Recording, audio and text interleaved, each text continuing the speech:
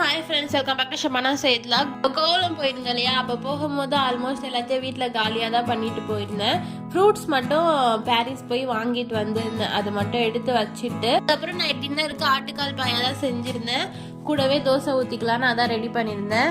ஆட்டுக்கால் பாயா செய்கிறதுக்கு குக்கரில் வெங்காயம், தக்காளி இதெல்லாம் லைட்டாக வதங்கினதுக்கப்புறம் நம்ம கழுவி வச்சிருக்க ஆட்டுக்கால் இதெல்லாம் சேர்த்துக்கலாம். கொஞ்சம் இஞ்சி பூண்டு பேஸ்ட்டு, அப்புறம் மஞ்சள் இதெல்லாம் சேர்த்து நல்லா வேக வச்சு எடுத்துக்கலாம். எனக்கு வந்து ஒரு 15 விசில் ஆச்சு வேக வைக்கிறதுக்கு.